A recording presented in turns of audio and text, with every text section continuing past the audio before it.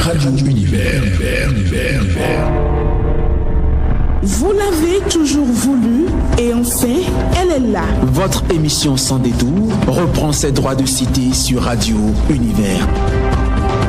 La militarisation de l'université. Les deux camps ont des positions qui semblent de plus en plus se durcir. Sans détour fait escale cet après-midi sur le sujet. Sans détour, c'est 1h30 de débat sur les questions de l'heure avec un invité en studio. Nous ne pouvons pas combattre le régionalisme exacerbé, dont la phase la plus révoltante fut ce concours inqualifiable de Korazaki. Il n'est pas bien que quand nous nous référons à cette direction qui est celle du pays, que nous ne rappelions pas à la conscience de chacun qu'il s'agit d'un pouvoir usurpé. Sans détour, c'est tous les jeudis de 15h30 à 17h sur la 108.0 FM. Sans détour, la vérité est là, têtue et parfois cruelle.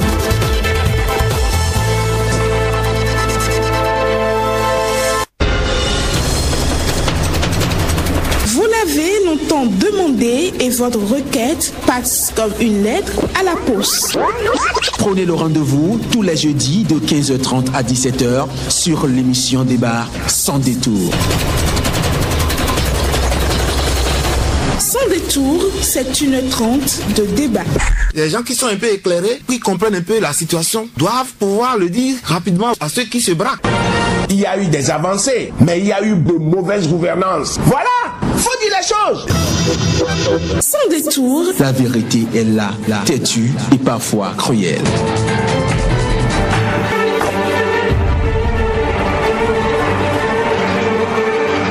À 10 mois, 15 jours. En cette date, du 21 mai 2015, la liste des potentiels candidats à l'élection présidentielle de 2016 s'allonge. Mais peu parmi ces derniers déclarent officiellement leur candidature. Ils sont presque inexistants dans le débat politique. Du coup, le peuple béninois a du mal à percevoir leur analyse de la gestion de celui dont il compte succéder à la magistrature suprême. Dans une démocratie électorale, sans débat, comment le peuple pourra faire le choix le jour du scrutin? Nous avions pensé à la question et puis ce soir, nous recevons pour vous un candidat aux élections présidentielles de mars 2016. Mesdames, Messieurs, bonsoir et merci de prendre une fois encore le rendez-vous hebdomadaire de votre émission Sans détour de ce jeudi. Dr Bertin Kaovi est l'invité de ce soir. Je rappelle que vous êtes psychologue de communication, consultant en communication politique, membre du Collège des experts du Forum économique Europe-Asie qui se tient chaque année au mois d'avril en Russie. Vous êtes aussi le chargé de l'image du président Obiangema Mbazogo. Vous nous direz tout à l'heure le rôle que vous jouez à ce titre. En 2006, vous étiez directeur de communication pour Maître Adrien Rongbedi. Bertin Kaovi, bonsoir. Bonsoir. Et merci d'avoir accepté notre invitation. Et comme à l'accoutumée, je serai assisté dans cette émission ce jour par Honoré Arangbo. Honoré, bonsoir. Bonsoir Jean-Del Etienne Glessoubé. Bertin Kaovi, bonsoir. Bonsoir. Devant ce micro, Jean-Del Etienne Glessoubé, derrière la baie vitrée pour la manipulation technique, il a pour nom Etienne Arwandinou. À la réalisation, Derek Kako, Marc Nkout, revient pour le débat.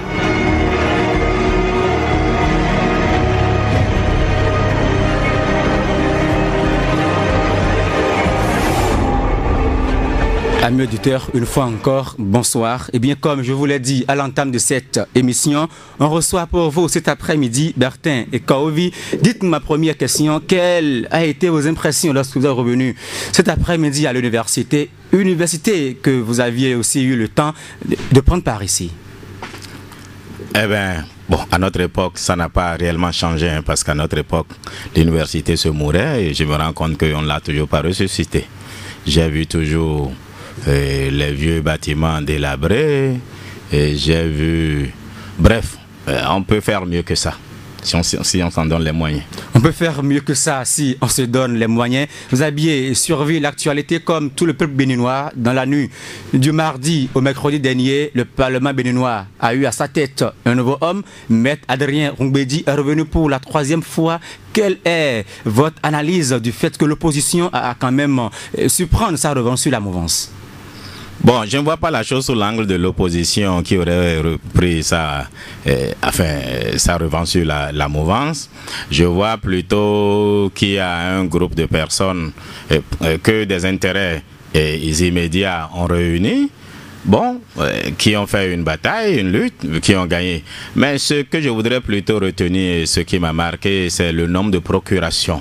Je me suis dit, ceux-là, comment ça se fait qu'on ne puisse plus faire confiance à ceux qui ont été élus et qu'on les oblige à donner des procurations et à voter en leur nom. Enfin, à autant de procurations pour des gens qui ne sont pas malades, qui n'ont pas voyagé, qui sont présents, ça pose problème. C'est ce que j'ai retenu. Maître Adrien Rongbedji au Komi Kounté, bon, peu me chaud qui est élu, ce serait un Béninois toujours.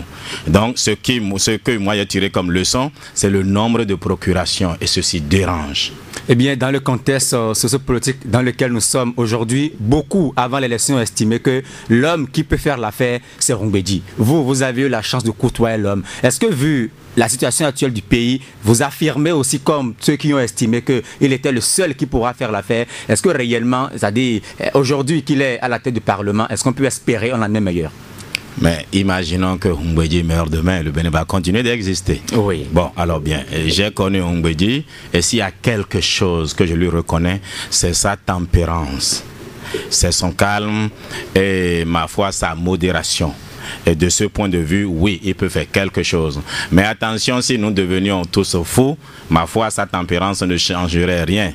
Donc si c'est de l'expérience, le maître Rongbedji Adrien en a, la tempérance il en a, mais je demande plutôt à ce que tout le peuple béninois, et quand il dit peuple du Béninois, il veut parler des 82 députés qui s'ajoutent à lui et le gouvernement, mais soit sache raison garder, se souviennent que nous n'avons qu'un seul pays et il ne faudrait pas justement tirer sur la corde au point de faire casser la corde.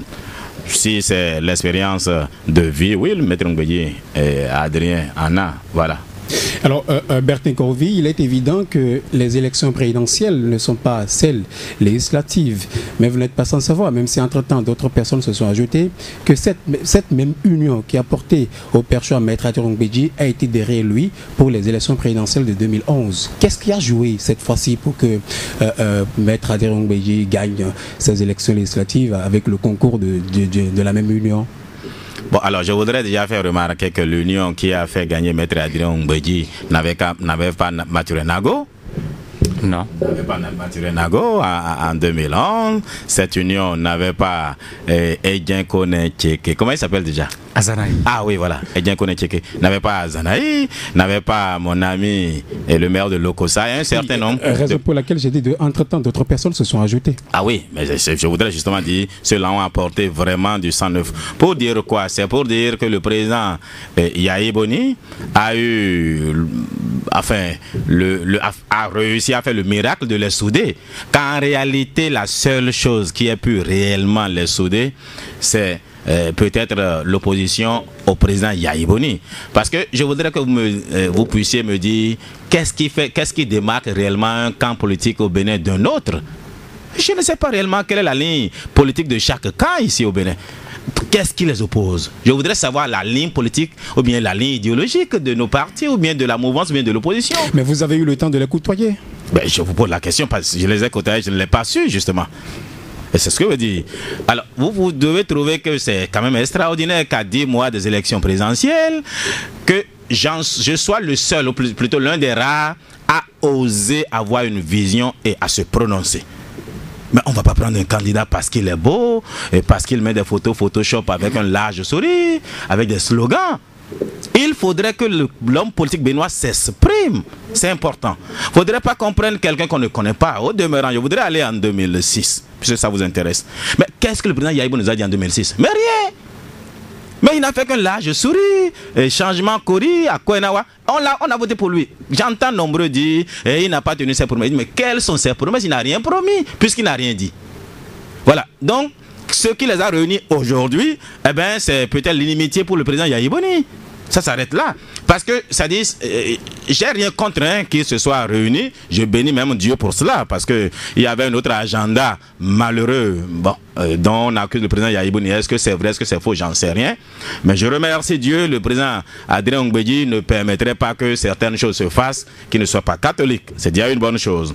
Mais ceci étant dit, écoutez, Maître Adrien Ngbeji, c'est un béninois. L'essentiel pour moi, c'est qu'on commence déjà par se préoccuper de la bourse de l'étudiant, qu'on s'occupe de son dortoir, qu'on s'occupe de ses soins, quand il sort, qu'il n'aille pas au chômage. Voilà ce qui me préoccupe essentiellement. Qui est président de l'Assemblée qui ne l'est pas? Peu me chaud. Alors, qu'est-ce qui peut expliquer le fait que lorsque on votait pour Maître Adrien Ngbeji, il a eu 42 voix. Et pour le premier vice-président parlementaire, lui, il a eu plus de 42. Qu'est-ce qui peut expliquer cette différence de voix? Ça voudrait tout simplement dire... Et qu'on vote en chaque c'est-à-dire, il n'y avait pas un programme, on votait pour... la tête d'une personne? La tête de la personne, vous l'avez trouvé, oui. Combien il est beau, peut-être combien il est jeune, oui. C'est la tête d'une personne. Ça n'a rien à voir avec un programme, un projet. Bon, c'est toute la différence. Maintenant, la tête... comment ça s'appelle, le président du Parlement, c'était ça cristallisait c'est-à-dire les attentions. Et bon, il y en a qui ont estimé qu'il valait mieux voter pour un autre. Cela ne s'explique pas en réalité.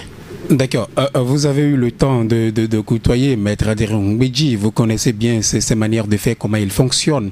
Le bureau qu'il conduit aujourd'hui, est-ce que véritablement ce bureau peut réussir à répondre aux attentes politiques du Parlement avant 2016?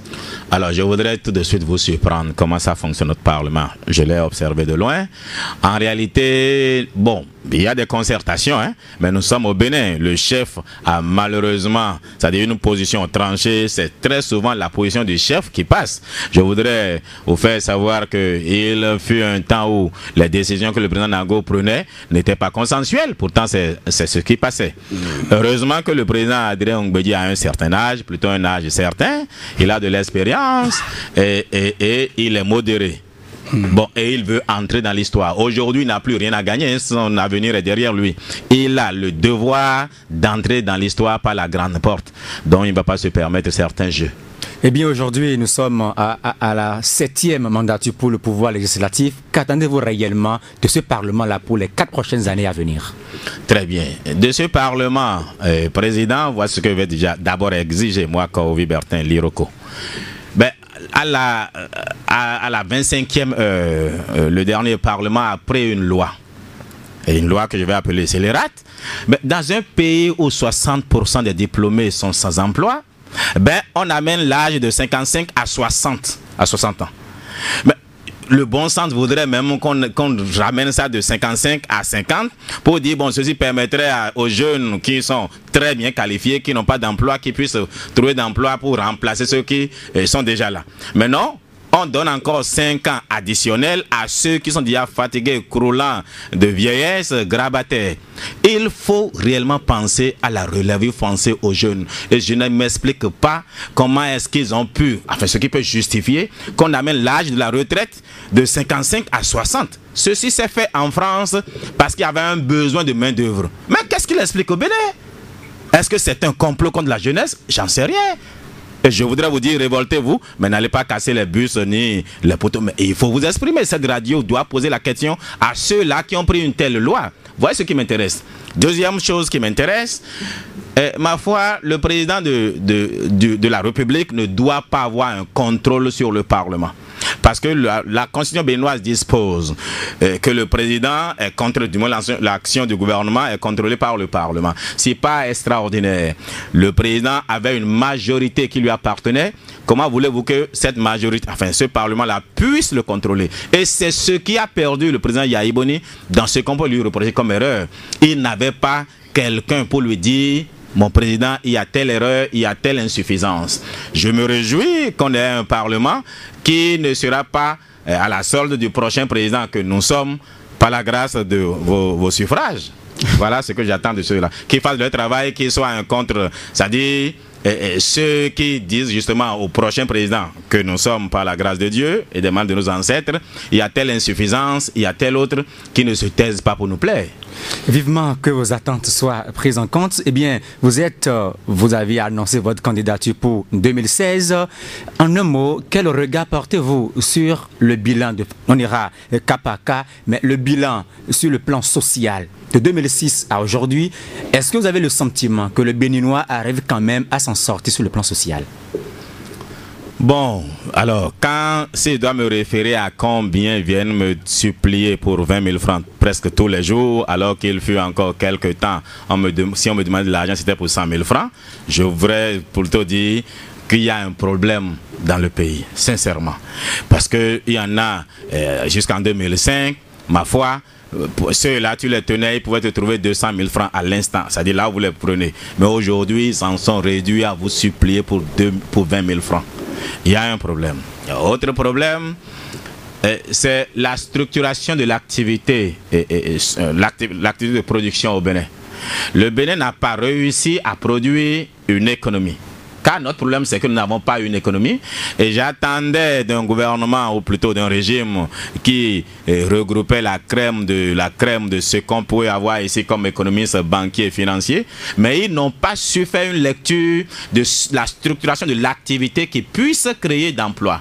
Car en réalité, ce régime, les 9 dernières années ont été des années où on n'a pas eu d'emploi. Les jeunes ont plus souffert du chômage qu'au temps du président Kérékou. Et ce n'est pas la faute au président Yahi Boni. C'est la faute à tous les Béninois, y compris le président Yahi Boni lui-même. Car nous n'avons pas une activité structurée qui permet de créer de l'emploi. Je vais vous dire ce que je veux dire. Nous sommes à l'université, allons dans la sémantique des mots. Allons dans l'économie. L'économie, c'est une science sociale qui se sert des ressources pour satisfaire les besoins. Très souvent, et les économistes le savent, les besoins sont plus nombreux que les ressources. Donc, c'est le gap entre ressources et besoins à satisfaire qui nécessite la production. Donc, dans une économie, la production est mue. Est justifié par le besoin de satisfaire par la nécessité de satisfaire des besoins qui n'ont pas trouvé ressources à l'heure affectée. Ce qui voudrait dire quoi?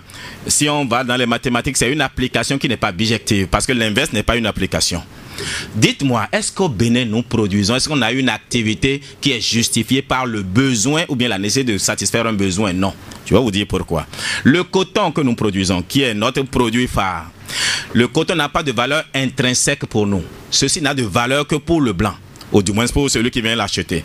Mais quand il ne vient pas vous l'acheter, ça ne vaut rien. Même le mouton ne vous mange pas du coton. Conséquence, il achète au prix que lui veut bien vous concéder. Et on prend l'argent de ce coton-là pour aller acheter du riz, pour acheter du poisson, pour acheter du poulet. Mais c'est extraordinaire. Pour acheter de l'huile King, pour acheter de l'huile de palme. Mais nous avons des terres ici. Pourquoi ne produisons-nous pas directement ce riz-là, ce maïs, ce poulet, ce poisson, cette huile-là? Voilà ce qui justifie que le riz coûte plus cher, parce que sans ce riz-là, vous allez mourir de faim. En réalité, pour me résumer, tant que notre production n'aura pas de valeur intrinsèque pour nous, on ne pourra pas projeter, créer de l'emploi. À imaginer qu'on transfère tout l'or des États-Unis au Bénin. Nous aurons de l'argent pour manger, oui. On va grossir, oui, mais on n'aura pas d'emploi. Car ce n'est pas l'argent qui crée l'emploi. C'est la satisfaction des 5 besoins fondamentaux qui nécessite, ou plutôt qui justifie ou bien qui favorise à la création d'emplois. C'est pour ça justement que FNPEJ n'a rien produit. Ça, c'est un. Deuxième constat. J'ai vu, on a mis l'argent à FNPEJ. Et on a cru que parce qu'on a fini à Calavi ou bien à l'INE, on devient opérateur économique, on s'auto-emploie. Ce n'est pas aussi simple que cela. Il y a quelqu'un qui dit en fond, à Gléognon Lemon, à Gbedena Toal, Litoa. S'il était aussi facile de faire le champ, le forgeron ne ferait pas la roue et mettrait ça au bord de la voie. Ce n'est pas aussi simple que ça. Donc la structure d'activité au Bénin n'est pas économique, et voilà pourquoi justement il n'y a pas d'emploi. Et puis quand on prend la question du chômage, on a vu que depuis 1990, aucun gouvernement n'a pu réussir à régler la question du sous-emploi, la question du chômage. Aujourd'hui, comment vous comptez que le jeune étudiant, Bac plus 2, Bac plus 3, ne fera pas encore 1 an à la maison après l'obtention de ton diplôme? Oui, et je vous remercie de ceci. Parce que depuis 1990, mais Quoi? On n'a pris que des économistes ou bien des financiers ou des banquiers, mais qui ont fait Banque mondiale, FMI et j'en passe. Vérité au bas des Pyrénées, erreur en deçà. Et je me suis toujours dit, le Bénin souffre de quelque chose, n'ont pas des économistes. Car si on a des gens qui ont fait la science, l'historique de l'économie, parce que l'économie, si vous prenez les théories, quand on parle des États-Unis, la structuration de l'activité aux États-Unis se justifie par des raisons qui sont propres aux États-Unis. Vérité au bas des Pyrénées, erreur en deçà. Ce qui justifie l'activité aux États-Unis ne justifie pas l'activité au Bénin. Or, nous copions des modèles que nous ne comprenons même pas. Revenons aux fondamentaux, revenons réellement à ce qui a de la valeur pour nous. Kofi Bertin, président 2016, par la grâce de Dieu et votre suffrage. Alors, nous allons faire en sorte que le Béninois commence désormais par consommer ce qu'il produit. Attention, je ne dis pas qu'on va amener les étudiants à aller faire le champ, non, ce serait idiot ça, parce que ce n'est pas aussi simple que ça faire le champ. Nous allons faciliter la tâche à ceux qui s'y attellent déjà, c'est-à-dire les paysans qui sont dans les villages. C'est à ceux-là qu'il faut faciliter la production. Du moins se mettre des moyens de production à leur disposition. Une production additionnelle, un gain de productivité va créer assez de produits. Ceci va nécessiter la transformation, va nécessiter le transport, va nécessiter la distribution. Alors, qu'est-ce que nous allons faire? Je voudrais, sans aller dans les détails, parce que depuis peu on me vole mes idées, je ne vais pas aller dans les détails. Le long de nos cours d'eau, nous avons fait des ceintures vertes sur 510 km, c'est-à-dire le long de l'Ouémé. Du nord au sud, ce n'est pas seulement la vallée de l'Ouémé. Quand j'entends le président Yaïbon dire la vallée, ça ne sert à rien, la vallée, c'est tellement petit. C'est le long de l'Ouémé qu'il faut faire une zone agricole. Le génie militaire, qui n'est pas assez occupé, on va leur trouver de quoi s'occuper parce que ceux-là sont très organisés et ils sont assez solides. Nous allons rendre cultivable de l'espace le long de l'Ouémé. J'ai parcouru l'Ouémé, je suis allé à Bétérou, je suis allé dans l'Atakora, j'ai fait la vallée de l'Ouémé et ces terres-là sont très fertiles. Mais attention, on doit faire en sorte que des géographes, des historiens et les populations nous disent quand l'Ouémé devient fou, jusqu'où c'est-à-dire l'eau déborde. Et c'est à partir de là qu'on va travailler de l'espace qu'on va rendre cultivable. Et ce sont ces espaces-là qu'on mettrait à la disposition du paysan qui souffre à dessoucher la terre. On le lui a déjà fait. Ça, c'est un. On a le Koufo, on fera la même chose. Alors donc, voilà un peu comment refaire l'agriculture. Maintenant, notre agriculture ne va plus s'occuper du coton, essentiellement, non. On fera le maïs, on fera le riz, on fera le niébé, on fera le manioc, on fera le mil, etc. Est-ce que vous savez, moi, les statistiques de la BCAO, est-ce que vous savez qu'on dépense plus de devises à amener à manger qu'on en gagne à produire du coton? On dépense plus d'argent, de dollars à acheter à manger qu'on en gagne par le coton. Non, nous allons d'abord faire en sorte que le paysan produise du riz. Et je suis allé à Kobli. Il faudrait faire en sorte que le Bénin soit segmenté en zones agricoles. Il y a, c'est-à-dire selon des produits. Je prends Kobli. Kobli est qualifié pour faire le riz. Et je me suis intéressé à quelque chose. J'ai posé la question aux vieux, à ceux qui ont moins 70, 80. Qu'est-ce que le blanc faisait dans chaque localité? Pourquoi on s'est sédentarisé, par exemple, à Tanguieta? On m'a dit que c'est l'arachide. J'ai dit, bon, ça voudrait dire que cette terre-là répond à l'arachide. On va promouvoir l'arachide et faire désormais notre huile. Mais enfin, on ne va même pas réécrire le monde. En 1975, la révolution, le PRPB avait un programme. Appliquons seulement ce programme-là. J'ai même pas mis de symposium, il n'y a pas de symposium à faire et il n'y a pas d'atelier. Ce travail a été fait depuis 1975. Mais on ne l'a jamais appliqué. Nous aimons seulement faire des réunions, des journées de réflexion, des symposiums, des forums. Non. Voilà un peu. Nous allons faire aussi que nos cours d'eau soient ressemencés en poissons. Et il y a des cours d'eau qu'il faut draguer. Je ne m'explique pas. Moi, je suis Kouida, je suis fils de pêcheur. Je ne m'explique pas qu'aujourd'hui, on mange du poisson qui vient d'ailleurs. Et ce poisson est le produit de la pisciculture. On ne peut pas fabriquer d'ordinateur. On peut pas faire une voiture. Est-ce qu'on ne peut pas creuser un trou et élever du poisson? C'est quand même extraordinaire, ça. Ça, c'est autre chose. Mais je voudrais qu'on s'intéresse déjà au savon que nous utilisons pour nous laver. Ça vient d'ailleurs. Mais à chaque fois qu'un Béninois utilise un savon importé pour se laver, c'est de l'emploi qu'il garantit à celui-là ailleurs. À chaque fois que tu manges du poulet qui est importé d'ailleurs, c'est de l'emploi que tu garantis à celui-là qui produit dans ce pays-là. Mais il n'y a pas de... Ce n'est pas la manne, le poulet ne tombe pas du ciel. Nous allons demander à ceux qui sont seulement dans l'importation qu'ils viennent produire ici. Tout le matériel qu'il faut pour la production serait exempté de douane. Ce serait à 0 francs qu'ils viennent produire ici. Parce que sans ça, il n'y aura pas d'emploi. Ce n'est pas un miracle, ce n'est pas une malédiction. Il gagne beaucoup il gagne tchoti. Azomati. Parce que c'est la structuration justement de la satisfaction de nos 5 besoins fondamentaux qui n'est pas dû, c'est-à-dire qui n'est pas obtenu par notre effort. Voilà pourquoi il n'y a pas d'emploi. Ce n'est pas un miracle. Alors, vous avez vos programmes, Bertin Korovi, que vous proposez, qui sont des programmes alléchants. Mais les chefs d'État qui sont passés avaient aussi leur programme pour lutter contre le chômage. Et pourtant, nous en sommes là. Est-ce que cette faiblesse ne réside pas dans le fait que le Bénin ne dispose pas d'un programme d'assaut structurel qui s'impose aux chefs d'État? Vous avez tout compris. Oui, justement. Parce qu'il n'y a pas une ligne de développement. L'un vient, il fait ce qui lui est passé par la tête. Oh, ils vont même faire du copier-coller. Attention, vous parlez de Isabelle Programme. Je n'ai pas vu grande chose. Moi, j'ai été à la communication du président Adrien Ongwedi en 2006. Je n'ai pas vu un programme du président Yaïboni. Laissez-moi finir. Je n'ai pas vu un programme du président Yaïboni. Bon, notre frère et ami qui a travaillé avec nous, le ministre Koukpaki, qui a coordonné le programme du président Adrien Ongwedi, est parti avec Amre et bagage chez le président Yaïboni. Mais il ne pouvait pas partir avec tout parce qu'il y a une bonne part de ces projets-là qui étaient encore dans la tête de ceux qui les ont proposés au président Ongwedi. Pour dire quoi? Mais on ne s'improvise pas justement, président.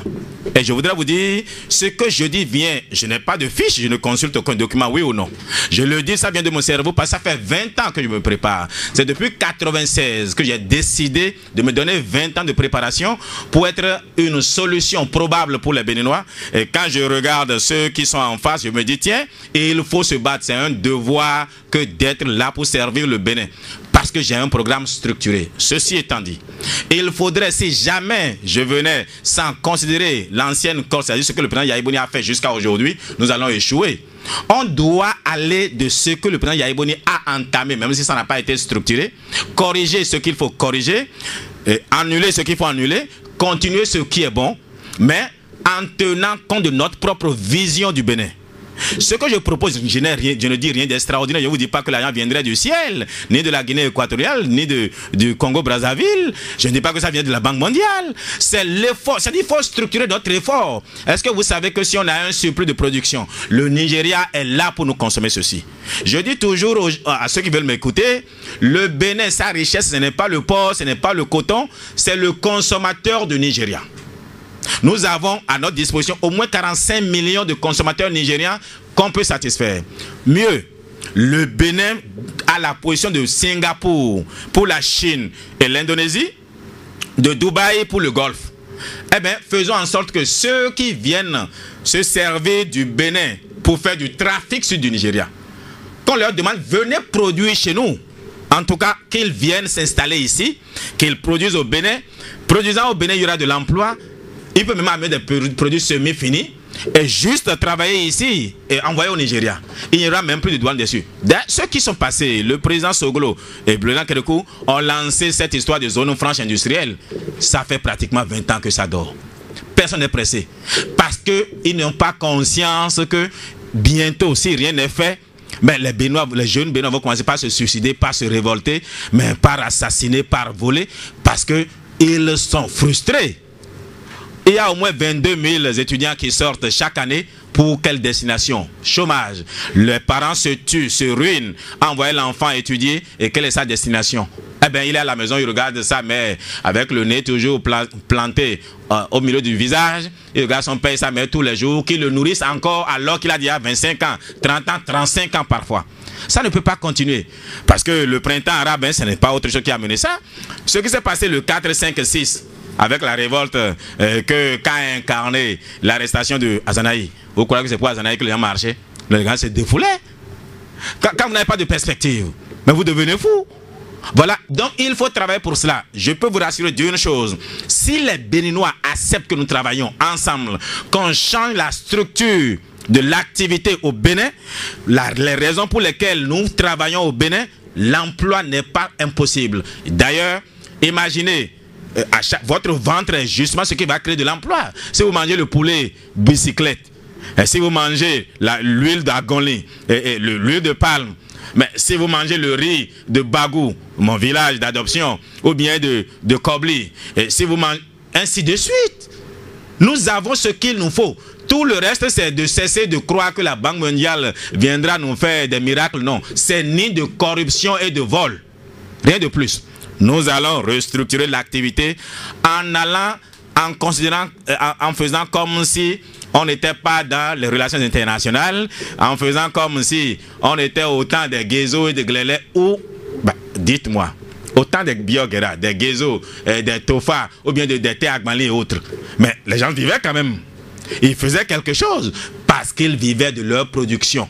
Reprenons ceci, comprenons ceci et on va créer de l'emploi. Mais si on ne continue pas à attendre que l'argent vienne d'ailleurs pour que d'aucuns s'en saisissent pour avoir de belles voitures, de grosses maisons, eh bien, on n'est pas sorti de l'auberge. Eh bien, à vous écouter, vous aviez un discours alléchant, vous exposez beaucoup de choses, mais là, j'ai une question. De 2006 à aujourd'hui, beaucoup de personnes ont vu le président Boni Yayi à l'œuvre. On a estimé qu'en 2006, il est venu du néant, parce qu'il était presque inexistant sur l'arène politique. Et du coup, aujourd'hui, est-ce que vous ne craignez pas qu'on vous dise il vient de nulle part. On ne l'a pas vu se battre à nos côtés. Il n'a pas fait de la politique avec nous. Parce que c'est le discours qui se mène aujourd'hui. Ils disent en 2016, on ne va plus permettre à quelqu'un qui n'a pas été aux côtés des peuples qu'il prenne aussi le pouvoir pour qu'on assiste à la même chose.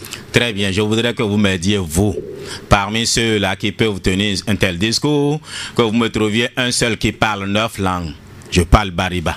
Je parle Dendi, je parle Fon, je parle Goun, je parle Nango, je parle Yoruba, je parle Mina, je parle Houeda, je parle Peul. Que quelqu'un parmi eux me parle déjà 5 langues, je saurais qu'il n'est pas sorti du néant. Vous pensez que c'est un hasard que je parle ces langues-là? J'ai appris ces langues-là et à dessein. Ça fait, je vous dis, depuis 96, j'avais à peine un pantalon et 2 chemises que je me suis dit, il faut se préparer pour 20 ans pour comprendre ce pays. Et puisque le Bénin est ethnocentriste, et je veux à travers ma personne résoudre ce problème-là. Je veux être, ma foi, la somme de tous les Béninois à la fois. Je me suis mis à apprendre ces langues-là. En 2006, pour votre information, c'est moi qui ai parlé Bariba au nom du candidat Adrien Ongbedi. Je suis allé sur Oho et parler Fon. J'ai parlé Mina aussi. Ben, je ne suis pas ceux du néant. C'est la plupart de ceux qui parlent aujourd'hui qui sont peut-être sortis du néant. Mieux, je suis initié au vaudou, je suis initié au christianisme, je suis initié à l'islam. Je vais vous dire pourquoi. Vous ne pouvez pas connaître un peuple si vous ne connaissez pas ses peurs, ses craintes, ses doutes. Et ses peurs, ses craintes, ses doutes sont dans sa spiritualité plutôt, ses croyances. Le 10 janvier, vous me verrez devant en train de danser comme un beau diable pour mon vaudou, mais qui est Segolissa, qu'on appellera, donc on dirait au Dima Moduna Kotalet, ou bien le Bariba dira Gosrambioure, le Dendi dit Irkweberi, le Yoruba Olodjumare, le Mina attaque le Djipoa, le fond Maolissa, Segolissa. Bref, je serai en train de danser pendant que les autres dansent pour leur vaudou, parce que le président béninois doit être écuménique. Il ne doit pas appartenir, c'est-à-dire il ne doit pas faire du sectarisme comme ce qu'on voit aujourd'hui. Alors, personne ne peut me dire justement qu'il est venu du néant. Au demeurant, j'ai vu personne faire une lutte pour le Béninois. Parce que s'il faisait une lutte pour le Béninois, il n'y aurait pas 22 000 étudiants qui sortent toutes les années sans emploi. Quelle lutte? Ce n'est pas insulter Yayi Boni ou bien s'insulter les uns les autres. Ce n'est pas cela la politique. Dites-moi quel est le projet qu'ils ont pour le Béninois. Et je vais vous dire s'ils sont là avant moi ou pas. Moi, le président Yayi Boni, s'il veut être sincère envers lui-même, et si lui ne l'est pas, Moundiaïrou Soumanou le sera, l'honorable Janvier Yaourou le sera. Après qu'on ait perdu avec le président Adrien Ongbedi, je suis allé voir le président Yayi Boni avec le ministre Gado Guirigui sous paix à son âme, et je lui ai dit ceci: j'ai de très bonnes relations au Nigeria.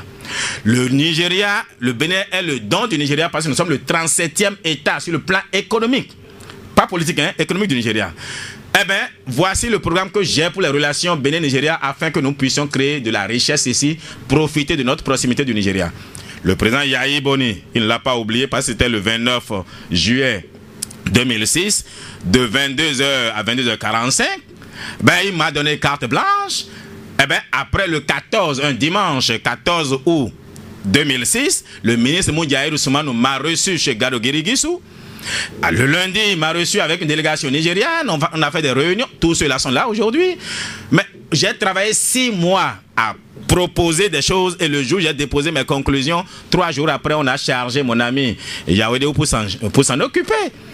Et bon, je vais vous priver des détails. J'estime, moi, qu'il ne fallait pas faire échouer, ou bien laisser le président Yaïboni échouer, venir dire non, c'est Namioudou Gawe, Mina Gualonien. Donc, ce que je pouvais faire, je l'ai proposé. C'est parce que mon pays ne voulait pas profiter de ce que je sais, parce qu'il y a de l'imagination débordante, voyez-vous. Mon pays ne s'en saisissait pas, que d'autres m'ont fait appel. J'ai été conseiller au Niger, et aujourd'hui, je suis en Guinée équatoriale. Donc, je ne suis pas parti. Au contraire, ceux qui croient que j'ai abandonné le pays, non, je vous suis. Moi, chaque mois ou bien chaque 2 mois au moins, et mon passeport est là pour le prouver, je suis toujours au Bénin. Donc, si c'est marcher et insulter, non. Je veux marcher. Si les étudiants veulent marcher, si vous voulez marcher, vous, étudiants, j'ai 44, certainement vous avez 22 ou bien 24. Vous avez quel âge?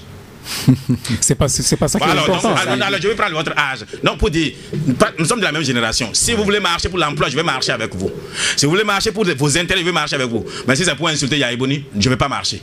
Si c'est pour dire on marche pour la démocratie, c'est en 2011 qu'on aurait dû marcher ici avec ce chaos légendaire. La structure politique ne pouvait pas justifier un chaos au Bénin. Vous avez vu quelqu'un marcher? Non. Mais aujourd'hui, vous marchez pour quelle démocratie? Qu'est-ce qui explique ça? Qu'est-ce qui explique ça? Mais parce qu'il n'y a pas de principe pour personne ne suivre. Mais c'est des intérêts. Les gens sont... Nous avons des opportunos, profitos, situationnistes. Voilà le problème. Nous nous marchons, c'est-à-dire pour le principe, en 2011, on aurait dû marcher. Gaston Azoua doit s'en souvenir. Moi, je suis allé à la bourse du travail, il dit, mais nous allons marcher pour le principe. Personne n'a rien dit. Mon ami et frère, Kandé Zanaï, pour qui j'ai du respect, parce que c'est un communicateur politique, ça.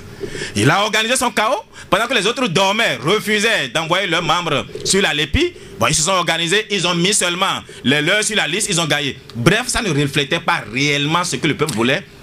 Quels sont les éléments matériels sur lesquels vous vous basez pour dire que les chaos sont organisés, Bertin Korouvi? Quand même, je suis communicateur politique, c'est mon métier depuis 1996. Je voudrais juste dire ceci. C'est-à-dire la structure de l'électorat au Bénin ne justifiait pas un chaos. Je n'ai pas dit qu'on a triché. Hein. Je dis la structure. Parce que ce qui s'est passé en 2011, c'est ceci.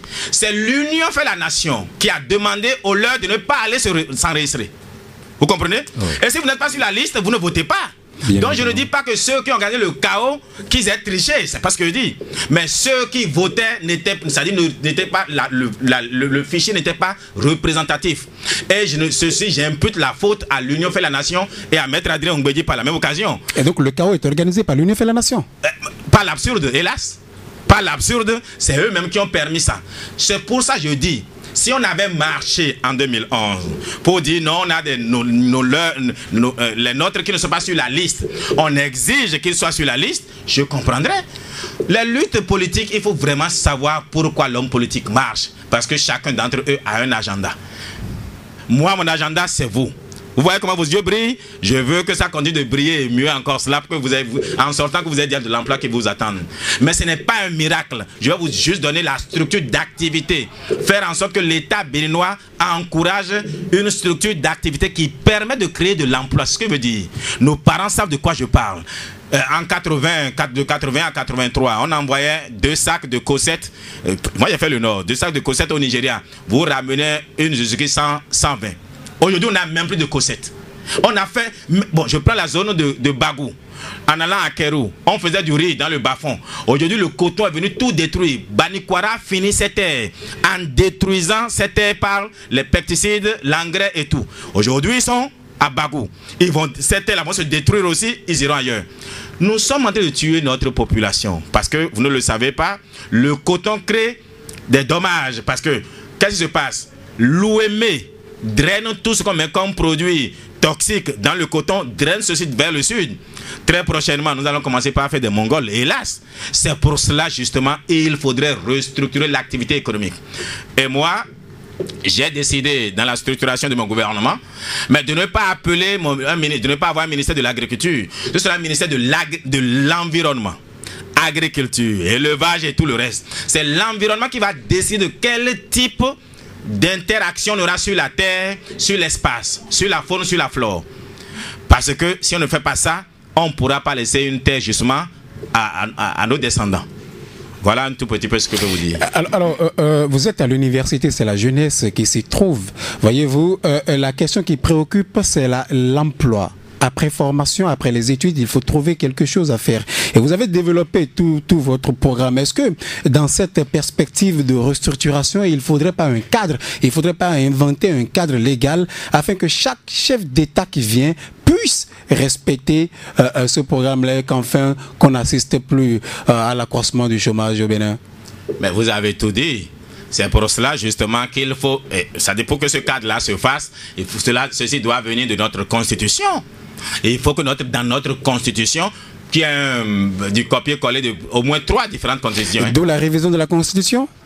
Pas à l'ère du président Yahya Boni. Pourquoi? Parce que malheureusement, il n'a pas réussi à convaincre les Béninois de la nécessité de cette révision-là. Ceux qui sont contre savent bien qu'il va falloir réviser. Mais malheureusement, le président Yahya Boni, dans sa méthode de communication, n'a pas... Quand il a eu les 75%, il aurait dû réviser. Tout le monde aurait applaudi. Ce n'est pas... Ce n'est pas aujourd'hui qui va réviser. Ça dit, c'est suspect. Ceci étant dit, je me dis, même si pas extraordinaire, on révisait, même si le président Yahya Boni était candidat, je le battrais. Parce qu'il a réussi justement à faire l'unanimité contre sa personne. Hélas, malgré tout ce qu'il a fait, on peut tout lui reprocher. Mais il a eu... Je ne suis pas pour Yahya Boni, je voudrais que cela soit écrit.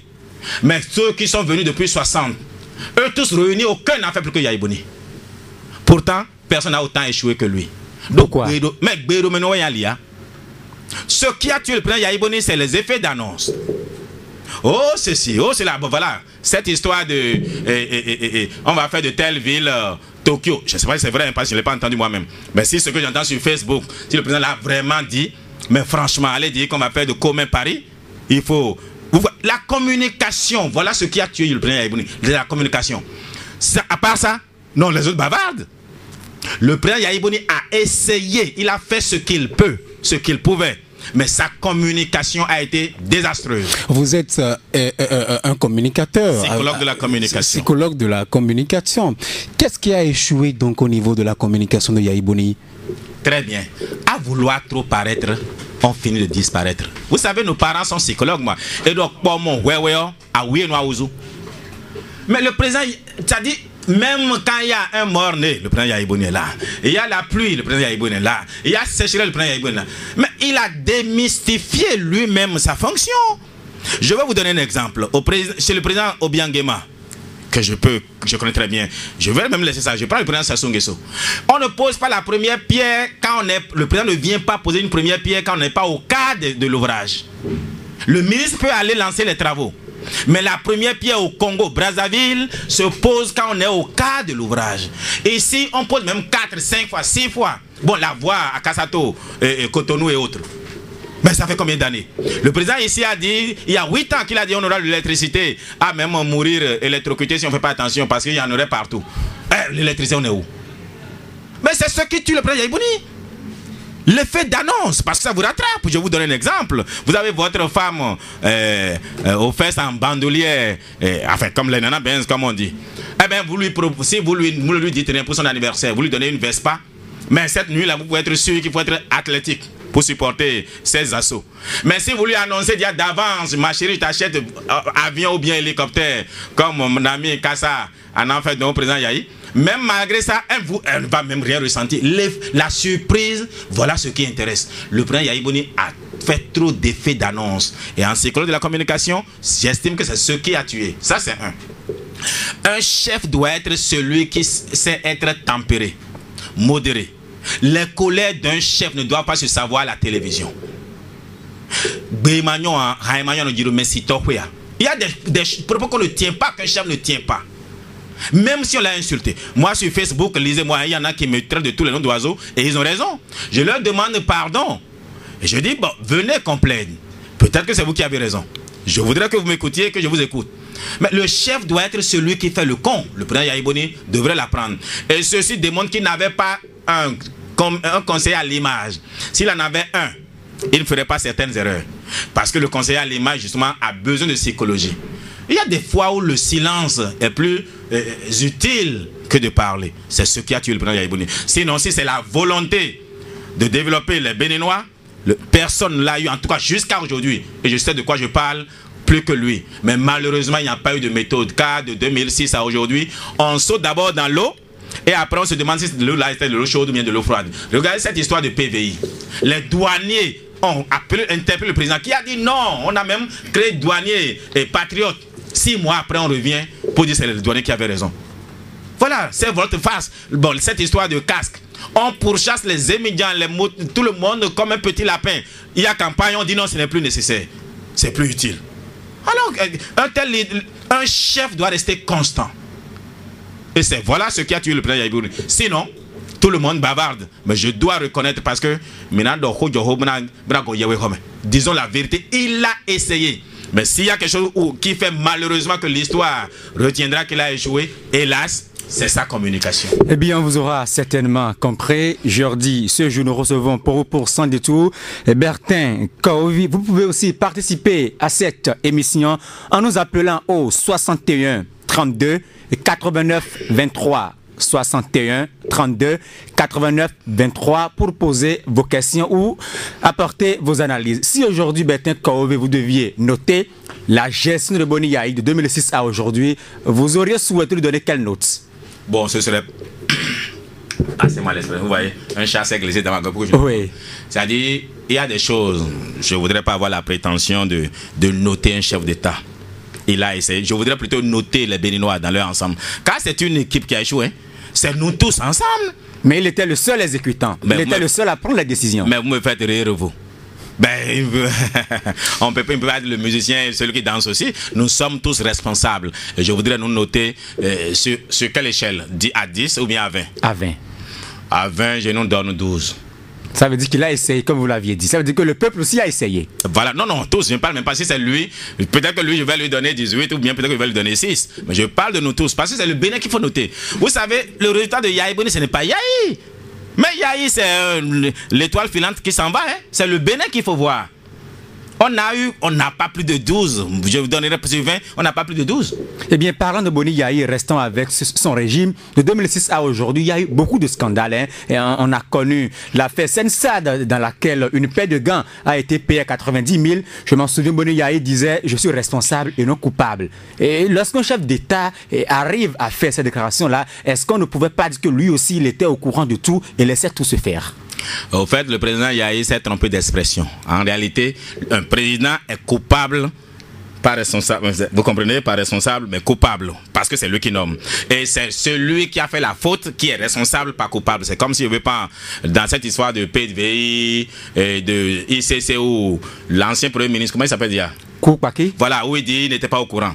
Je dis il n'est pas coupable, mais il est responsable. Parce que c'est un gouvernement, c'est-à-dire la co-responsabilité. Ils sont tous responsables. Même, comment il s'appelle, candidat Zanaï, qui était dans le gouvernement en ce moment-là. Ils sont tous responsables, mais seul le président Yaya Boni est coupable, car c'est lui qui est élu. C'est lui, pour lui qu'on a voté. Voilà, mais maintenant dit qu'il est responsable, il n'est pas coupable. Non, il est coupable plutôt. C'est lui qui doit porter. Mais s'il n'est pas coupable, qui l'est alors? Ah ben il faudrait. Ben il a parlé ici de la notion de responsabilité, de compte rendu. C'est pas ça, j'ai cru entendre cela. Ah ouais. Il est bien coupable. Mais maintenant, il peut dire, voici la formule qu'il aurait pu tenir. Enfin, si j'avais été son conseiller, il pouvait dire, si des erreurs ont été faites, seule la volonté de bien faire m'animait. Bon, je suis coupable parce que mes collaborateurs ont fait si, et on l'aurait pardonné. Eh bien, on me signale qu'il y a un premier auditeur au bout du fil. Ami auditeur, bonsoir. Oui, allô. Bonsoir. Oui, allô. Allô. Oui, vous êtes en direct sur Radio Univers. À qui ai-je l'honneur? On dirait qu'il est reparti. On espère vivement qu'il revienne sur le 61 32 89 23 61 32 89 23 de 2006 à aujourd'hui. Est-ce que vous n'avez pas le sentiment que le Bénin a connu beaucoup de scandales? Oui, mais ça ne me surprend pas. Mais c'est le type de communication qu'on avait. Eh ben, je prends mon jeune frère Edgar Guédégui. Ah non, il dit c'est la première fois. La Chine donne 600 milliards. Mais ça dit, mais le président Yaya a été élu pourquoi? Parce qu'il aurait une caisse qui aurait des milliards. Les Béninois ont dit, ben, puisons dans cette caisse-là. C'est le type de message qu'on avait. On me signale qu'il y a un auditeur en ligne. Auditeur en ligne, bonsoir. Oui, bonsoir. Oui, à qui ai-je l'honneur? Dota Paul. Vous nous appelez d'où? Depuis Tankpé. Depuis Tankpé, oui. On vous écoute. Bon, moi, je suis poser une question, quoi. Oui. L'auditeur qui parle, il est dans quelle position aujourd'hui? Sinon, je ne comprends pas bien ce qu'il dit.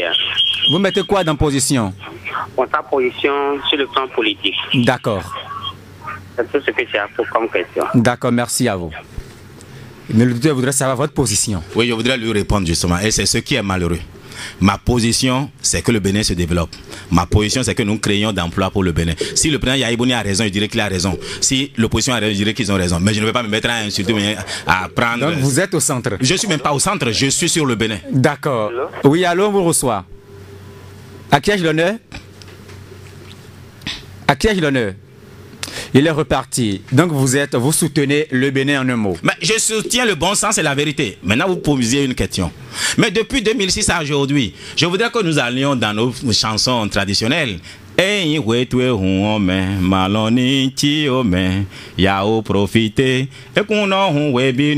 c'est comme ça, nous sommes des profiteurs. Quand on nomme quelqu'un tout de suite, toute sa famille vient se mettre à la queue leu. Mais attends, les belles maisons que vous voyez à gauche, à droite là, on connaît les salaires. Pourquoi vous vous surprenez de ce qui arrive? Est-ce que cet état de choses, oui, il y a un auditeur en ligne? Auditeur en ligne, bonsoir. Oui, bonsoir. Ouais, on vous appelle comment? Maîtrise du Riche. Vous nous appelez d'où? De Goudoma. Oui, on vous écoute. Oui. En fait, j'aimerais demander à l'invité s'il aspirait, du moins, à être président de notre pays. S'il aspirait à être président de la République du Bénin. D'accord. Vous avez une autre préoccupation? Non, du tout pas. D'accord, merci à vous Ingrid. Je pense que cela a été clarifié à l'entente de l'émission. Hein. J'ai dit dans l'introduction que vous êtes candidat en 2016, mais il va l'entendre aussi de votre bouche. Alors je vais lui répondre ici et maintenant que j'ai dit par les mains de nos ancêtres et Dieu, créateur de toutes choses, et le suffrage de lui qui a appelé, que oui, le 6 avril prochain, et grâce puisque nous sommes parmi les étudiants, nous sommes investis président du Bénin pour construire pour une fois une économie pour le Bénin et que sortir de Calavi n'est plus pour destination le chômage. D'accord. Auditeur en ligne, bonsoir. Auditeur en ligne, bonsoir. Il est reparti, on espère qu'il revienne vivement au 61 32 89 23. Alors, Bertin Kovi, depuis 90 ou même au-delà jusqu'à aujourd'hui, la corruption... Bon, vivement, les auditeurs ont bien envie de poser des questions. Comme nous sommes là pour vous, auditeurs en ligne, bonsoir. Allô? Oui, bonsoir, à qui ai-je l'honneur? Allô? Vous êtes en ligne, à qui ai-je l'honneur? L'auditeur a quelques soucis techniques. Alors, Bertin Kovi, comme je le disais, depuis 90 jusqu'à aujourd'hui, la corruption continue de mettre le Bénin à genoux. Absolument, oui. Que peut faire le Bénin quand même pour que, parce que nous avons vu le chef de l'État marcher contre la corruption, la marche verte, la fameuse marche verte. Mais pourquoi, comment se fait-il qu'on n'a pas encore réussi à mettre fin ou tout au moins réduire la corruption au Bénin? Je voudrais passer à une expression, on dit Romains 12 verset 2. Soyez transformés. Nous devons transformer notre esprit. Nous devons renouveler notre intelligence. Mais attention, ce n'est pas aussi simple que ça. La sagesse vient avec la peur du gendarme. Or, aujourd'hui, plus personne n'a peur d'aucun gendarme. Voyez-vous, quand le président béninois prête serment, il prête serment au nom de Dieu et des mâles de nos ancêtres. Il faut bien leur donner un contenu. Il faut identifier ces mânes-là. Car quand on dit mânes de nos ancêtres, ce n'est pas ton père qui est mort, ce n'est pas mon père qui est mort, c'est les anciens souverains.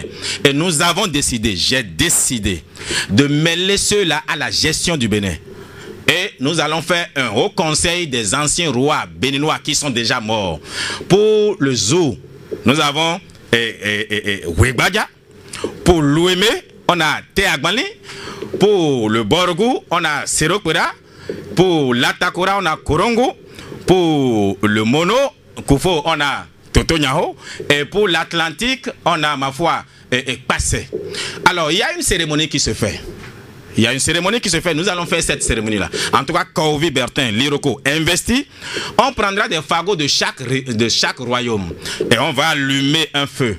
Et d'abord, après une formule naturellement où on dira, bon, vous avez été roi ici, ce sont vos terres, vous êtes c'est-à-dire les gens, nos arrière-arrière, nos aïeuls. Nous vous invitons désormais à venir gérer ce pays avec nous. Parce que quand nous prêtons serment, on parle de vous, mais on ne vous a jamais identifié. Maintenant, c'est de vous qu'il s'agit. Alors, si quelqu'un prête serment au nom de Dieu et des mains de nos ancêtres, ce seraient ceux-là qu'il aurait invoqués. Si jamais ils volent, ils vont lui poser des questions. Est-ce que vous savez que dans mon village, on ne vole pas? Et bon, le Révioso vient te poser la question. Votre village, c'est où? Je suis de Adjatokpa, je suis Khouida. Et notre Dieu tutélaire, pas mon Dieu, mais le Dieu du Khouida, c'est le Révioso. Il vient vous poser la question. Je mets une fois, deux fois, la troisième fois, c'est la foudre qui vous abat. Si les Béninois couraient un seul, ne serait-ce qu'un risque à voler le denier public, ils vont cesser de voler. Mais vous allez devant un juge et il y a un non-lieu. Vous allez devant un juge et vous gagnez le procès. Comment vous voulez qu'ils ne volent pas? C'est ça la réalité. La justice, c'est-à-dire de l'État, n'a plus les moyens réellement de traquer le corrompu. Parce que quand il prend 3 milliards, bon, on me dit, j'ai cru entendre que les Hollandais ont dit que 3 milliards pour produire de l'eau a disparu. Mais franchement, si ceux qui ont pris cela couraient le risque d'être foudroyés, vous croyez qu'ils vont prendre ça? Eh bien, on me signale qu'il y a un autre auditeur en ligne. Désolé, bonsoir. Auditeur en ligne, bonsoir. Oui, bonjour, monsieur. Oui, à qui ai-je l'honneur? Dimalin Robert. Dimalin Robert, vous nous appelez d'où? Je vous appelle de la barrière de Rue. D'accord, on vous écoute.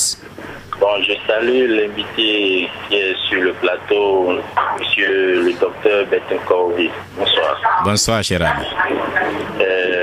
Je pense que je suis en train de vous suivre actuellement et je crois que c'est le genre d'homme qu'il nous faut pour le Bénin. Ma première question, ça concerne l'éducation. Quel apport vous aurez à faire à l'éducation si vraiment vous êtes président du Bénin en 2016? Ma deuxième question, je crois que ce n'est pas la première fois que je vous suis.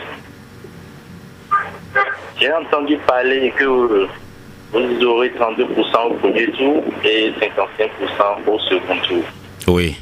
Quel courage avez-vous? Qu'est-ce qui exprime ce courage? J'aimerais que vous partagiez cela avec la jeunesse aujourd'hui parce que je crois que la jeunesse n'a plus cette foi-là. Merci beaucoup. Merci à vous, Robert. Bien, l'auditeur a posé deux questions. La première, quel sera votre projet pour l'éducation béninoise? Oui, avant d'aller à la première question, je vais commencer par la fin plutôt, oui. Celle qui est plus simple. Je voudrais lui dire, je suis psychologue de la communication et la parole détermine votre destin. Ce que vous dites tous les jours détermine ce que vous allez faire. Eh bien, je me programme tous les jours moi-même. Et pour cela, il faut avoir d'objectifs, il faut visualiser quelque chose. Ceci dit, je veux l'inviter à aller, pas pour chercher Dieu, mais à ouvrir la Bible et à aller dans le premier livre de Samuel, chapitre 17, versets 41 à 45. David qui va à une bataille contre Goliath et commence par établir comment la bataille, c'est-à-dire le succès, la fin de la bataille sera. Quand vous voulez aller à une bataille et que vous avez de la foi, vous devez dire établir vous-même comment ça va se faire. Je vous dis une chose, je sais même comment je vais mourir, mais je ne sais pas quand je vais mourir, parce que je le proclame tous les jours. Je sais ce que je suis, parce que je le proclame tous les jours. Voici un enfant de paysan, enfin de pêcheur. Mon père enseignant, maître de cours primaire, ma mère ménagère, qui pendant qu'il dormait encore à Kpakpa Dodomé, dit je suis président dans 20 ans.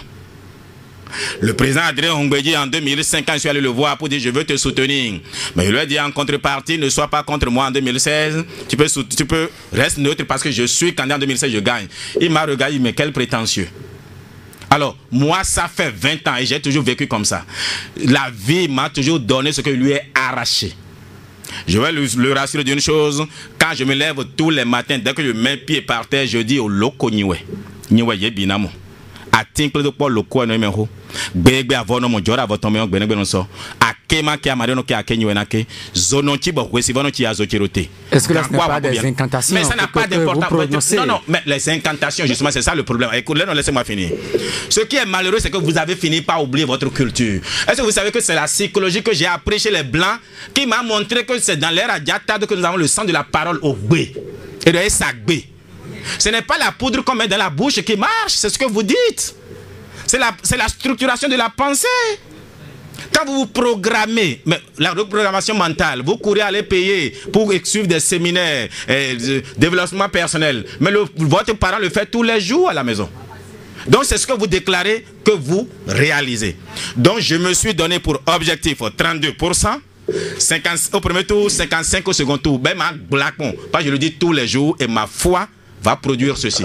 D'accord. Docteur Alain, bonsoir. Docteur Alain, bonsoir. Allô? Oui, bonsoir. Décidément, il a. Laissez-moi finir la seconde question. Maintenant, pour l'éducation, parce que nous sommes à l'université, c'est le plus important pour moi. Mon gouvernement aura 16 ministères. 16 ministères. Pas plus que ça. Un pays aussi pauvre que le nôtre ne peut pas supporter plus de 16 ministères. Franchement. Mais la France n'a pas plus que ça. Pourquoi le Bénin devrait avoir plus que ça? On a même des ministres qui n'ont pas de bureau. Mais ça dit le train de vie de l'État, mais ma foi, est prohibitif. 16 ministères, 16 ministères. Le premier ministère en termes protocolaires et en termes d'importance et même de budget pour moi, c'est le ministère de l'Éducation nationale. Et ceci sera confié à une femme. Ce sont les mères qui éduquent à la maison, elles vont éduquer la nation. Nous allons faire en sorte que, ma foi, les étudiants aient de bourses et même au besoin diminuer, même pourquoi pas le train de vie du Parlement ou bien du gouvernement, que de plutôt que ce soit l'inverse. Parce qu'on est en train de tout bouffer au niveau de la politique. La politique bouffe tout ce qui... Passez-moi cette expression-là, hein, bouffer. J'aime bien l'expression. Bouffe tout et finalement, il n'y a même plus rien pour faire du social. Voilà, l'éducation est la priorité. Maintenant, il faudrait faire en sorte qu'il y ait l'adéquation formation-emploi. Je ne vais plus, en tout cas on va inviter les parents, les promoteurs d'école, même les étudiants qui sont sortis, les entrepreneurs, pour dire mais quelles sont ces formations dont vous n'avez pas besoin. Franchement, je reçois beaucoup qui viennent me voir, docteur, prie pour moi.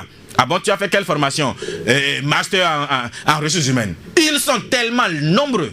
Il y a combien d'entreprises qui puissent utiliser les ressources humaines aujourd'hui?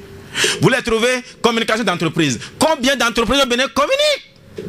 Mais il y a ces formations-là où les gars sortent, sa destination intrinsèque, c'est le chômage. Même si on fait de libation. D'accord. Monsieur Alain, bonsoir. Bonsoir. Oui, à qui ai-je l'honneur? Bon, ici, c'est M. Pierre Dossa. Oui, vous nous appelez d'où? Je m'appelle Théophla Commun. D'accord, on vous écoute. Oui, je salue l'invité. Oui, bonjour. Je crois qu'il a fait vraiment les histoires sociologiques et historiques de notre pays. Et en entendant parler, il a su bien ménager les mots quand même pour parler de l'éthique. Je l'ai beaucoup apprécié. À travers ces analyses, je vois que c'est aussi bon. Mais la seule question que moi je me pose, c'est de savoir, après avoir su bien manager ces mots en ce qui concerne les paroles incantatoires, c'est-à-dire que nous voulons assister à un président en 2016, celui-là qui va encore nous donner le refrain, parler de Dieu, évangéliser. Allons-nous assister à cela? Qu'il soit un peu clair dans ses projets de développement.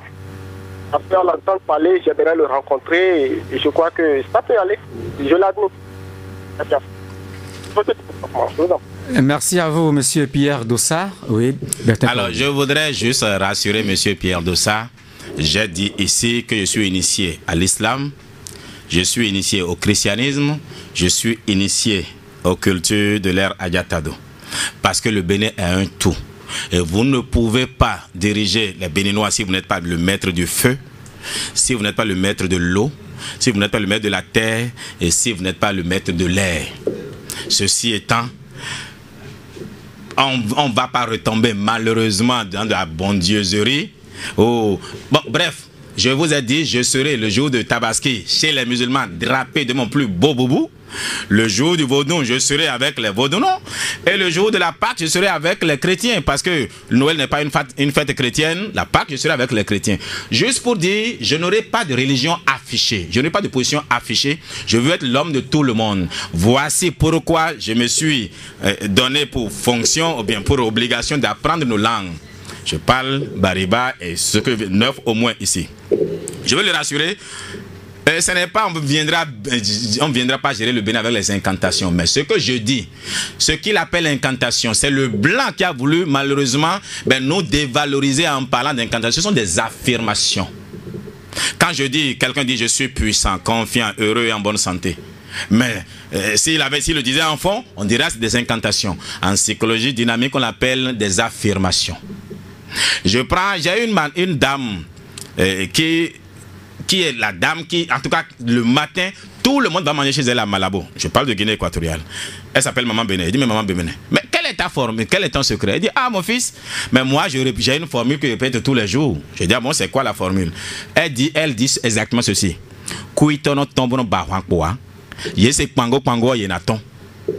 Mais tout le monde s'aligne, même moi, à la maison. C'est-à-dire, tu as une voix intérieure qui dit, viens manger chez elle. Et tu vas manger. Vous croyez que c'est la poudre? Ce n'est pas la poudre. C'est la structure de la parole. Bertin Kovi, la structure de la parole, en effet, vous n'êtes pas sans savoir qu'au Bénin, le vote est censitaire. Est-ce que vous pensez que votre parole peut bouleverser cette pensée du peuple en 2016? Mais il faudrait justement, ce n'est pas en parlant juste ici. Bon, très bien. Je viens d'avoir quelqu'un qui a dit, mes pensées ne lui sont pas indifférents. Bon, il a bien fallu qu'il m'entende. Nous allons parler au peuple. Il a bien fallu. C'est un des vôtres qui, d'abord sur Facebook, me traitait de tous les noms d'oiseaux. Et après, finalement, 3 jours après, il m'écrit. Et on est devenus des amis. Mais il a bien fallu que je m'exprime. Nous allons parler aux populations. On ne va pas se taire. Je préfère que les Béninois de loin ne votent pas pour moi s'ils ne me connaissent pas, que de me prendre parce que je suis beau. Ou bien, je vois dans la ville des gens, des petits calendriers avec photos, ils ne disent rien, on ne sait même pas ce qu'ils veulent, ils parlent de développement. Qu'est-ce qu'ils ont identifié de notre problème afin d'en résoudre, d'en être la solution? Je parle, aujourd'hui, j'ai envoyé des émissions sur Radio Tofo, sur Alada, ainsi de suite, je parcours le pays. Je parle avec les médias, je parle avec les femmes, j'explique. Maintenant, si les Béninois estiment que je ne suis pas porteur d'une solution, qu'ils ne me prennent pas. Personne n'est né président. Hein? Je suis là pour servir. Si ce que je dis, il n'y a pas une majorité qui partage ceci, mais qui ne vote pas pour nous. Mais on ne va plus prendre un président qui se tait, qui vient seulement et fait un large sourire, et d'autres mentent en son nom, on le lit, où il partage l'argent là, non? Eh bien, ça veut dire que vous vous battez quotidiennement pour cela. Docteur Alain, bonsoir. Docteur Alain, bonsoir. Docteur Alain, bonsoir. Il est reparti. Bertin Kovi, nous sommes à quelques mois de 2016. À quelques mois.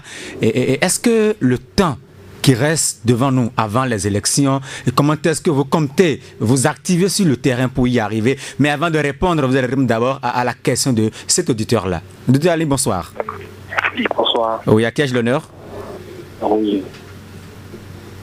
Allô? Oui, à qui ai-je l'honneur? C'est Roger. Oui, vous nous appelez d'où? J'appelle de Ouedo. De Ouedo. On vous écoute. Oui, je viens de prendre l'émission en vol. Je veux demander si l'invité a dit et donner le nom de son parti avec lequel il est aux élections. Après ça, je veux demander quelles sont ces réalisations qu'il a eu à faire pour le Bénin. Et dans quel domaine aussi. D'accord, merci à vous. Roger voulait savoir, vous irez aux élections en 2016 avec quel parti? Je voudrais commencer d'abord par sa préoccupation de réalisation. Vous savez, nous sommes des mangeurs d'œufs.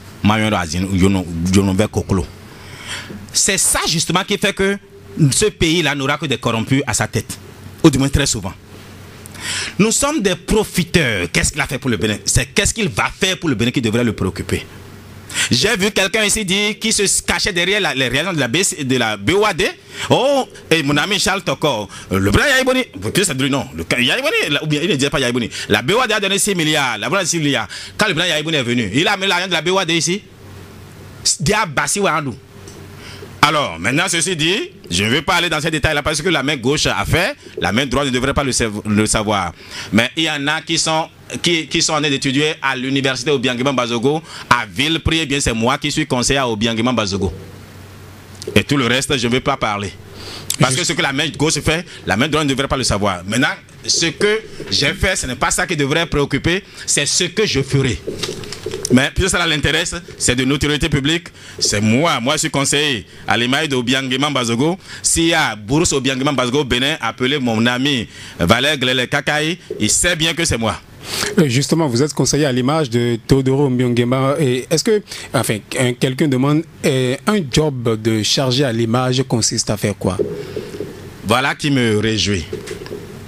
Le chargé d'image est en réalité celui qu'on appelle le fou du roi. Nous avons des fous du roi ici. Non, ceux-là ne sont pas des seuls. Non. Ceux-là, c'est des flatteurs du roi. Le fou du roi est celui qui a le courage et c'est le roi qui lui donne ce rôle-là, ce droit-là. Celui qui a le courage de lui parler des insuffisances de son leadership. Et très souvent, c'est à un étranger qu'on confie ceci. C'est à un étranger. Pourquoi? Mais tout simplement parce que le roi n'a jamais aimé celui qui vient lui dire qu'il a un gros nez ou bien de petites oreilles. Regardez mes oreilles, ce n'est pas aussi gros que ça. Alors, aussi grand que ça. Si vous me dites maintenant que vous seriez devenu le fou de chargé de mon image. Bref, donc mon rôle à moi, c'est de dire, d'identifier auprès du président Obiangema Bazogo les insuffisances de son leadership. Parce que les autres, les Guinéens, n'auront jamais le courage de lui dire il y a tel problème, il y a tel problème. Ça, c'est un. Maintenant, pour que le roi ne se fâche pas contre vous, vous avez aussi le devoir de faire reconnaître les mérites de son leadership. Et c'est ça qui justifie qu'on aille devant des universités ou bien des organisations pour le faire distinguer pour déjà ce qu'il a fait. Voilà pourquoi on me connaît plus sous l'angle des honoris causa que UPIB a fait pour lui, que la Russie, les États-Unis ont fait, que même le FAGAS l'a distingué pour ses réalisations. Mais ce n'est pas ça en réalité. Ça, c'est juste un moyen de me faire accepter quand je viens tout le temps dire non. Bon, je vais vous donner un exemple. Est-ce que vous savez que le président, il y a une école que le président a financée depuis 5 ans. Pour lui, c'est totalement fini. Il envoie chaque année, il y a un budget qui est alloué à cette école qui n'a jamais connu un début d'exécution parce que quelqu'un s'est assis dessus. Est-ce que vous croyez qu'un président ira dans tous les coins? Il a bien besoin de quelqu'un qui puisse lui dire mais tiens mon président, telle chose ne se fait pas telle que tu le crois, mais telle que tu l'as voulu. Voilà le rôle. Donc c'est ce que vous faites pour le président. Mais vous, bon, monsieur qui a d'abord un auditeur en ligne. Auditeur en ligne, bonsoir. Bonsoir. Oui, à qui ai-je l'honneur? C'est Alphonse de Bayer. Oui. J'aimerais que le monsieur donne son parcours politique pour que nous ne veut plus élire quelqu'un, un nul qui vient de nulle part au Bénin. Son parcours politique. D'accord. Je vous permettez, Jean-Noël Etienne Glessougbe, avant de répondre à la question de l'auditeur qui parle de votre parcours politique, quelle distinction faites-vous de votre job de celui d'un conseiller du chef de l'État? Très bien. Le conseiller du chef de l'État n'est pas aussi large que nous. Nous autres, un conseiller à l'image, si c'est la psychologie, je dis psychologie, si c'est l'agriculture qui doit permettre de mieux connaître le président, ben, il doit s'occuper de l'agriculture. Je vous donne un exemple. Je vais souvent en Russie défendre les réalisations d'Obiangema Bazogo. Il a des conseillers. Mais parce que déjà pour pouvoir défendre, il faudrait que vous ayez la langue facile, il faudrait que vous puissiez réellement avoir la subtilité du langage. Voici ce dias-là. Donc le conseil, même quand moi je dois aller faire mon travail, parfois on réunit des conseillers techniques et chacun me dit ce qu'il a fait. Et moi j'utilise des techniques de psychologie pour voir les insuffisances ou bien de comment présenter ça. Parce que tout est dans la présentation. Vous pouvez faire un bon travail, si c'est mal présenté, on ne va pas vous distinguer pour autant. Est-ce que vous n'avez pas vu des cancres célébrés pendant que des génies ne l'ont pas été parce qu'ils ne peuvent pas s'exprimer? Maintenant, celui qui parle de mon parcours politique, j'ai dit qu'en 2006, 2005 à 2006, j'ai été à la communication d'Adrien Mbodji. C'est moi qui suis allé parler. Radio Planète, c'est moi, Corvi Bertin, Libre Tribune. enfin presque tous les jours, j'étais sur le libre tous les samedis. Je laisse Radio Planète. J'ai écrit des essais politiques. Je suis allé parler, j'ai été le représentant du candidat Adrien Ngbenji dans les débats contradictoires. D'ailleurs, j'ai eu un débat où j'avais en face de moi Victor Tokpanou qui était pour Madame Zanou et Tameyon qui était pour la RB. Mais voilà, maintenant, quand on parle de parcours politique, je n'ai pas vu, on peut pas, c'est-à-dire je ne vois pas de candidat aujourd'hui qui puisse me parler de parcours politique pour que cela me soit un handicap, moi, Kaouvi. Mais vous n'êtes pas sans savoir qu'aujourd'hui, certains hommes, certains leaders politiques estiment que le président de la République, s'il n'est pas porté par un parti politique, il ne sera pas élu dans notre pays. Très bien, et la Constitution dispose, je me réjouis que la Constitution soit là pour nous départager. La Constitution dit que tout zouave qui peut écrire son nom et compter jusqu'à 10 peut être candidat pour les présidentielles, n'est-ce pas? Maintenant, ceci dit, je vais aux élections avec l'Alliance Iroko, que j'appelle Loko Azango. Elle est reconnue déjà? Mais bien sûr, voyez-vous. Portée sur les fonds baptismaux? Oh, mais pourquoi vous êtes pressé? Mais pourquoi vous êtes pressé? Quelqu'un qui est... Je suis le plus âgé de tous les candidats à 44 ans, je suis plus âgé que tous. Parce que je suis dans la fonction de candidat depuis 20 ans. Depuis 96, moi je suis candidat. Ils sont tous mes petits frères. Non déclarés? Mais attends, tout le monde le sait. Même le président Yahibouni, je le lui ai dit, le juge m'a reçu le 29 juillet 2006, je lui ai dit, je vous souhaite 2 mandats et je vous remplace. Ceux qui ont été tout le temps devant moi le savent. Le président Adrien le sait. Tous ceux qui m'ont jamais rencontré, parler politique, savent que je suis candidat et président en 2016. Parce que j'ai estimé qu'à 44 ans, il fallait que je me... En tout cas, j'ai passé mes 20 dernières années à me préparer à être une solution, à être un sacerdoce vivant, un serviteur de ce peuple-ci. Maintenant, si le peuple béninois disait que non, il voulait quelqu'un d'autre, on ne va pas se suicider pour autant. Mais je vous dis, Agbo Monong Bafo. Maintenant, il y a quelqu'un qui dit, on est à 10 mois, et à 10 mois, est-ce que je suis sûr que je... Mais je voudrais juste me permettre de chanter.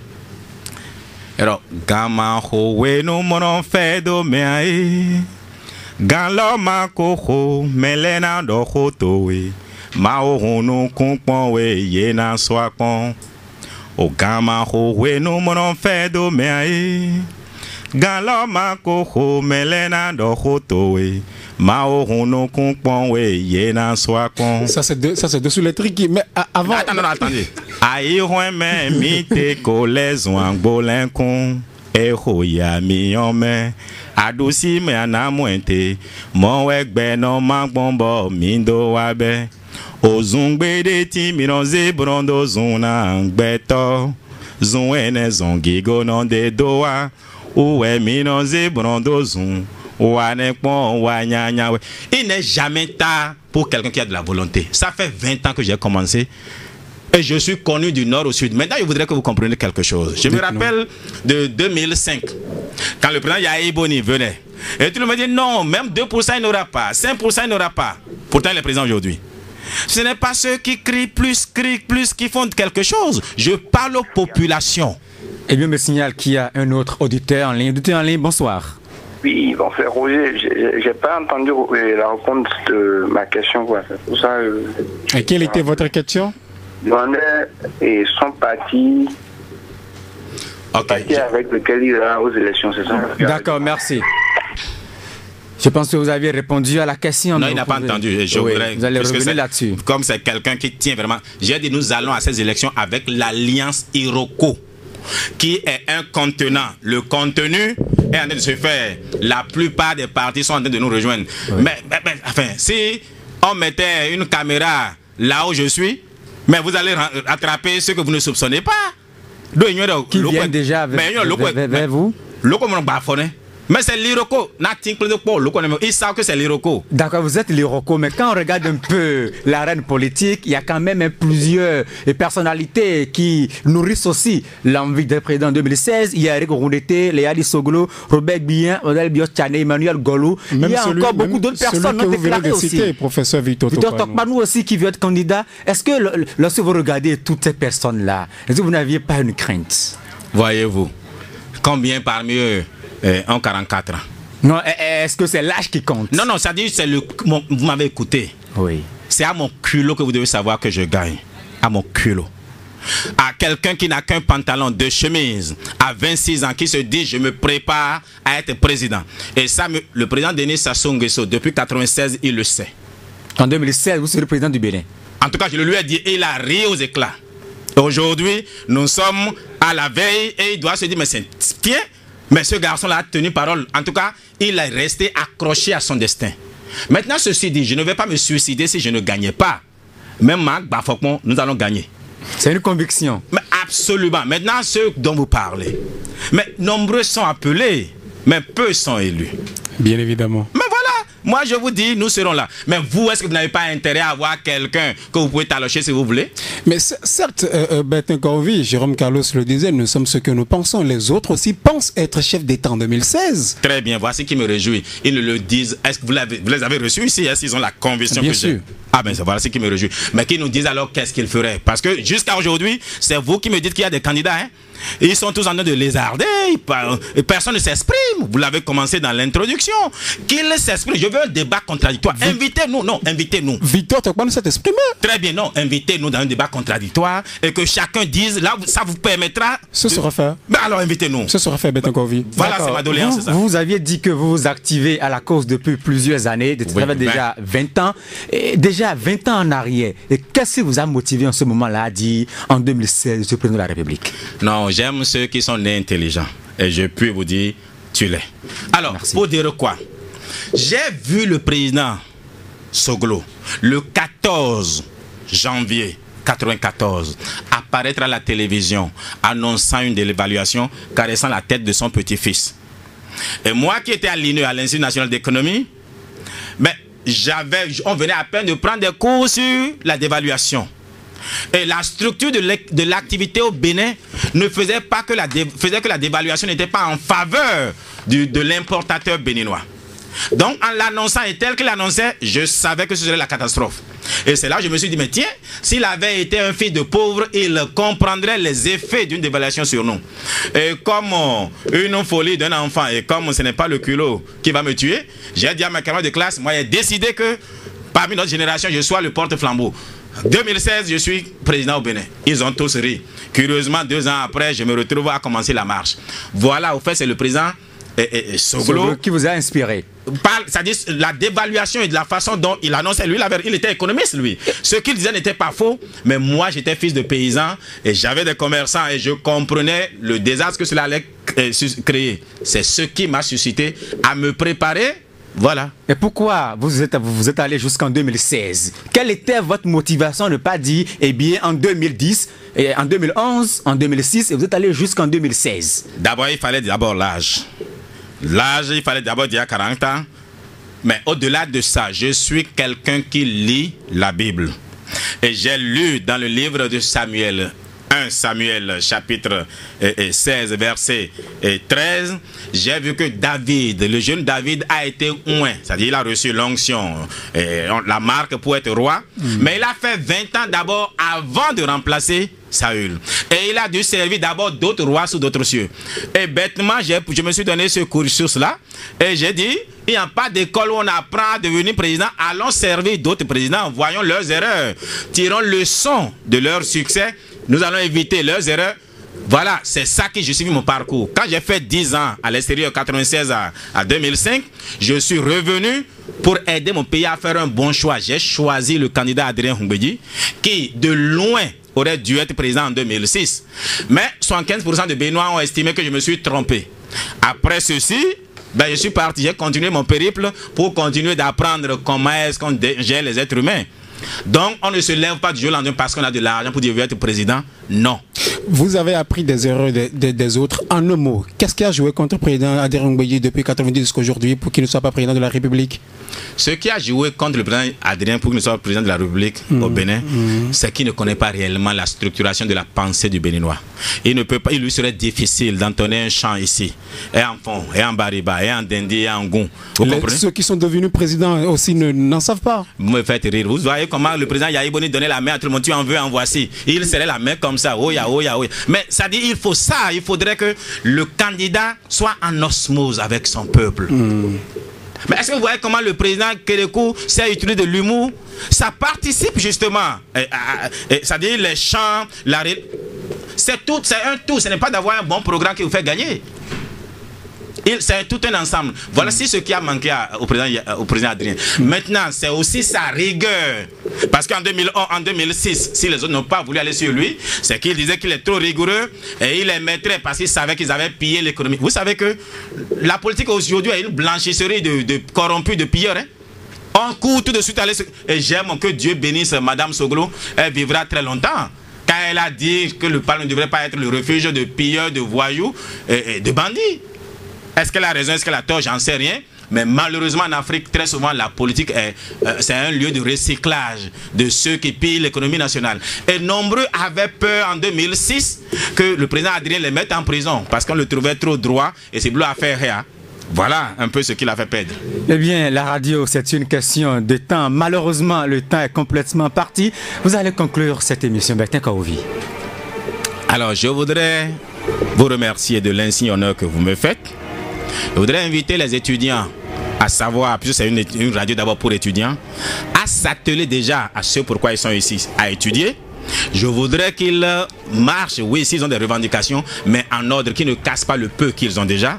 Je voudrais leur dire que nous ferons en sorte que, président, eh bien, l'université soit vraiment un lieu de savoir, l'université soit favorisée, et le budget le plus important dans notre budget sera d'abord l'éducation nationale. Parce que si on ne change pas cela, si on ne le fait pas, malheureusement, le Bénin a cessé d'être le quartier latin de l'Afrique et devient le quartier chrétien de l'Afrique. Et ce serait dommage que ceci continue. Merci à vous, Bertin Kaouvi. Vous êtes candidat aux élections présidentielles de mars 2016. On retient que vous êtes convaincu de votre élection. Eh bien, chers amis auditeurs aussi, merci de nous avoir prêté une oreille attentive. Ne zappez surtout pas, le meilleur reste à venir. Rendez-vous jeudi prochain, même fréquence.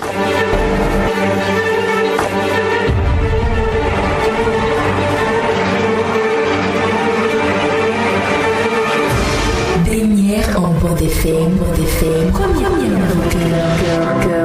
la 108 FM, Radio Univers.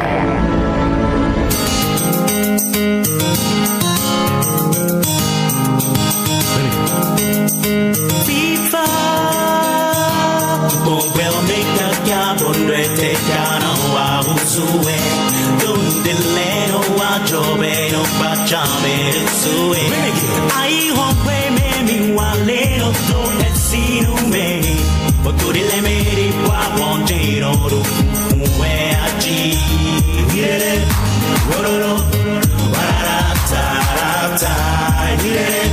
Ici, Dernière en bord FM, première la 108 FM, Radio Univers.